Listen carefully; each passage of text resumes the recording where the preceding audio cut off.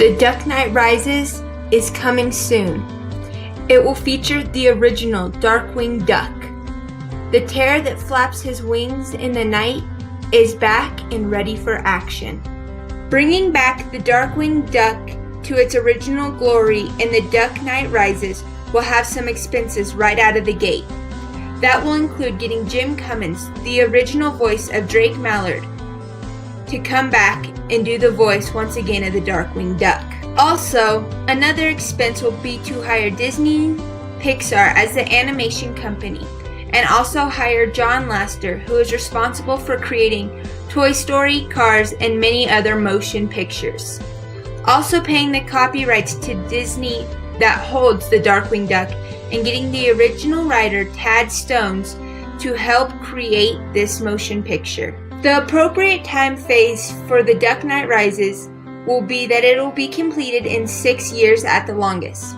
Development and pre-production will take up to 2 years, while production may only take up to 8 months. The rest of the 3 years will be spent doing the principal photography, wrap, post-production, and distributing the film throughout the country.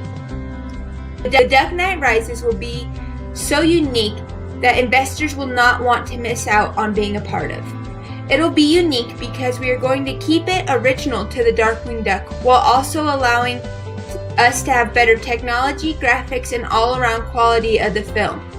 Lastly, it'll target at many generations to sell the movie to. The kids who grew up watching Darkwing Duck in the 90s and the kids of today will want to see this film. While The Duck Knight Rises will not have any physical choreography, it'll have animation choreography, which will include Quack Fu as one of them. Also, all the animators will have to go through lots of training to make the quality of video that is expected for this film. Also, an understanding of how animation films are made. Rick Callum will be the head producer on The Duck Knight Rises.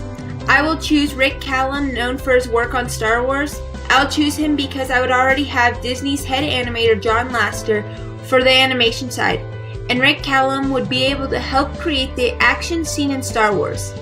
I think he would be the best for an action-packed hero cartoon movie. For the director of The Duck Knight Rises, I would choose our head animator John Lasseter to take the role on as director. I would do so because of how much experience he has working on animation films and also how successful his films are. I think this will also allow him the control to turn the film into one of his best works. When making The Duck Knight Rises, there will be many people who contribute to create this one masterpiece. And for it to all work smoothly, every member of the cast and crew must believe in the film and what it has to offer to the audience.